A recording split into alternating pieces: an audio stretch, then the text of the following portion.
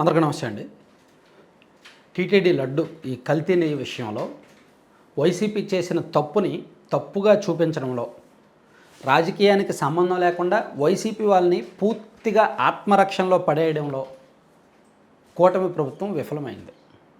CM Chandrababu Naidu గారు విఫలమయ్యారు, పవన్ కళ్యాణ్ గారు విఫలమయ్యారు, కూటమి నాయకులు విఫలమయ్యారు. తప్పును తప్పుగా చూపిస్తే జనమే శిక్ష వేస్తారు, ప్రజా కోర్టులే తేలుస్తాయి. కానీ ఆ తప్పు అని న్యాయస్థానంలో లేదంటే దర్యాప్తు సంస్థలు నిర్ధారించక ముందే దాన్ని ఎక్కువ చేసి చూపించారు చంద్రబాబు గారు. ఆ కారణంగా ఈ కల్తీ నెయ్యి కేసులో అసలైన దోషి తిరిగి ఈ తప్పు చేయని వారి మీదకు విమర్శించే పరిస్థితి వచ్చింది, ఎదురుదాడి చేసే పరిస్థితి వచ్చింది. ఈ విషయాన్ని కూలంకషంగా చెప్పే ముందు సుజనా చౌదరి గారు ఈ మధ్య ఒక ఇంటర్వ్యూ ఇచ్చారు ఒక ఛానల్కి. ఆ ఇంటర్వ్యూలో ఆయన చేసిన కామెంట్లు 100% నిజం. ఇదే తరహా ఒపీనియన్ నేను కూడా మన ఛానల్లో చాలా సందర్భాల్లో చెప్పాను. అంటే ఆయన ఏమన్నారంటే సుజనా చౌదరి గారు, దర్యాప్తు సంస్థలు తేల్చి నెయ్యి కల్తీ జరిగింది, సో తప్పు జరిగింది అని చెప్పిన తర్వాత సీఎం గారి స్థాయిలో వ్యక్తి మాట్లాడడం వేరు. అలా మాట్లాడకుండా ముందే ఎటువంటి దర్యాప్తు జరగక ముందే యానిమల్ ఫ్యాట్ కలిసింది అని చెప్పడం వలన మనోభావాలు దెబ్బతిన్నాయి కదా. తీరా దర్యాప్తులో దీనికి సంబంధించిన యానిమల్ ఫ్యాట్ సంబంధించిన అంశం లేదు, సో అదిగో దున్నపోతు ఈనింది అంటే అదిగో దూడను కట్టేయండి అన్నట్టు ఉంది. సో ఇది పూర్తిగా వైఫల్యం కనిపిస్తోంది అనేటట్టు ఆయన ఒక ఛానల్కి ఇచ్చిన ఇంటర్వ్యూలో చెప్పారు. సో మేబీ ఆయన ఇంకా చాలా మాట్లాడారు. చెప్పిన కీలక పాయింట్ అయితే ఇది correct, 100% correct, valid point. NDDB నివేదిక వచ్చింది, ఆ నివేదిక ఆధారంగా నేను మాట్లాడానని చెప్పి చంద్రబాబు గారు చాలా సందర్భాల్లో చెప్తున్నారు.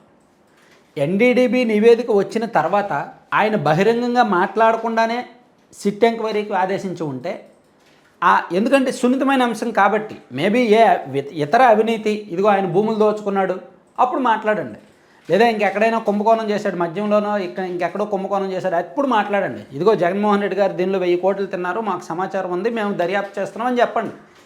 కానీ కోట్లాది మంది భక్తులకు సంబంధించిన మనోభావాల వ్యవహారాన్ని ఎటువంటి దర్యాప్తు సంస్థ కూడా విచారణ చేసి నివేదిక ఇవ్వకముందే ఇదిగో ఇలా వచ్చింది యానిమల్ ఫ్యాట్ కలిసిందే అని సీఎం గారు చెప్పిన కారణంగా మనోభావాలు దెబ్బతిన్నాయి.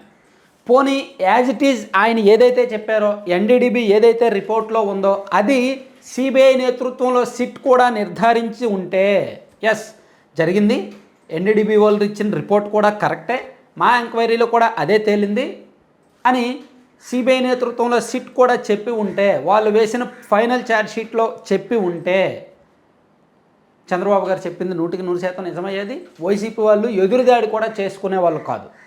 కానీ వీళ్ళు చేసిన తప్పు కంటే చంద్రబాబు గారు చేసిన విమర్శ పెద్దది కావడంతో వీళ్ళు చేసిన తప్పు చిన్నదైపోయి చంద్రబాబు గారు చేసిన విమర్శ జనం మైండ్లో ఉండిపోయింది. Animal fat.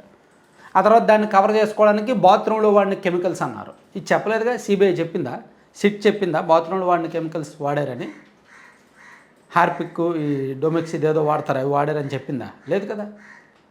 వాళ్ళు ఏం చెప్పారు, రసాయనాలు వాడారు, సుగంధ ద్రవ్యాలు వాడారు, ఆ నెయ్యి ఫ్లేవర్ రావడం కోసం అని చెప్పారు. సో అది అంటే కూటమి ప్రభుత్వం తప్పు చేసింది అక్కడే. మేబీ ఇప్పుడు కల్తీ నెయ్యి వ్యవహారం సైడ్కి వెళ్ళిపోయింది కాబట్టి పర్లా, ఇంకా కల్తీ నెయ్యి వ్యవహారంలో చర్చ జరుగుంటే ప్రభుత్వానికే మైనస్ అయ్యేది, ప్రభుత్వానికే నష్టం జరిగేది. ఇప్పుడు సుజనా చౌదరి గారు బయటపడ్డారు. ఆయనలా ఆలోచించి బయటపడిన వాళ్ళు ఇంకా చాలామంది ఉన్నారు. ఆఫ్ ది రికార్డ్లో చాలామంది ఎమ్మెల్యేలు, ముఖ్య నాయకులు అదే ఫీల్ అయ్యారు. అరే అనవసరంగా సీఎం గారు ఓపెన్గా మాట్లాడారు, అందుకని వైసీపీ వాళ్ళు ఎదురుదాడి చేస్తున్నారు. నిజంగా ఆయన మాట అనకుండా ఉంటే వైసీపీ వాళ్ళు తిరిగి సమాధానం కూడా చెప్పుకునే వాళ్ళు కాదు, ప్రజల ముందు తల దించుకొని ఉండేవాళ్ళు. ఏదైతే తప్పు జరిగిందో దాన్ని మాత్రమే ఆరోపణ చేసి విమర్శ చేస్తుంటే వైసీపీ వాళ్ళు తలదించుకునేవాళ్ళు. 235 కోట్లు తిన్నారు, సో మీకు నచ్చిన వాళ్ళకి కాంట్రాక్ట్ ఇచ్చుకున్నారు, తిరుమల శ్రీవారి దశాబ్దాల తరబడి వాడుతున్న నాణ్యమైన నెయ్యిని మీరు మార్చేశారు, 5 సంవత్సరాలు మీకు అధికారం ఇస్తే మీరు చేసేది ఇదా? అసలు తిరుమల శ్రీవారికి ఎవరైనా తిరిగి డబ్బులు ఇస్తారు, కానీ మీరు ఆ హుండీ నుంచే దొంగతనం చేసే టైప్ మీరు అని చెప్పి విమర్శిస్తే ఒక పద్ధతిగా ఉండేది, రాజకీయం ఒక క్రమంగా నడిచేది. అలా కాకుండా అతిపెద్ద ఆరోపణ చేసిన కారణంగా మనోభావాలు తీవ్రంగా దెబ్బతిన్న మాట వాస్తవం. దానిలో కూటమి వైఫల్యం చెందిన మాట వాస్తవం. సుజనా చౌదరి గారు బయటకు మాట్లాడారు. బయటకు మాట్లాడని వాళ్ళు చాలామంది ఉన్నారు. అంతరంగంగా వాళ్ళ ఇంటర్నల్ డిస్కషన్స్లో కూటమి ఫెయిల్ అయిందని ఒప్పుకున్న వాళ్ళు చాలామంది ఉన్నారన్నమాట. Thank you. కంటెంట్ చివరి వరకు చూసిన ప్రతి ఒక్కరికి ధన్యవాదాలండి. కంటెంట్కి సంబంధం లేకుండా స్క్రీన్ మీద మీరు ఒక యాడ్ చూస్తున్నారు కదా, లడ్డూపల్లెం.com అని. సో మనం దీన్ని ప్రమోట్ చేయడానికి రీజన్ ఏంటంటే, ఒక 20 మంది బిలో మిడిల్ క్లాస్ మహిళలందరూ కలిపి ఐఐఎంఆర్లో ట్రైనింగ్ తీసుకొని మిల్లెట్స్తోనూ, సీడ్స్తోనూ, డ్రై ఫ్రూట్స్తోనూ, నట్స్తోనూ విలువైన హెల్దీ ప్రోడక్ట్స్ తయారు చేసి ఆన్లైన్లో ఈకామర్స్లో అమ్ముతున్నారు. సో ప్రతిదీ టేస్ట్ ఉంటుంది అండ్ హెల్దీ అంటే హైజీనిక్ ప్యాకింగ్ కూడా, వీళ్ళ ప్యాకింగ్ కూడా బాగుంటుంది. ఒక ట్రే ఒకటి తీసుకొని ట్రేలో లడ్డూలు పెట్టి దాన్ని ఒక బాక్స్లో పెట్టి ఇస్తున్నారు అనమాట. ప్యాకింగ్ బ్రహ్మాండంగా హైజీనిక్గా ఉంటుంది, క్వాలిటీ బాగుంది, టేస్ట్ బాగుంది.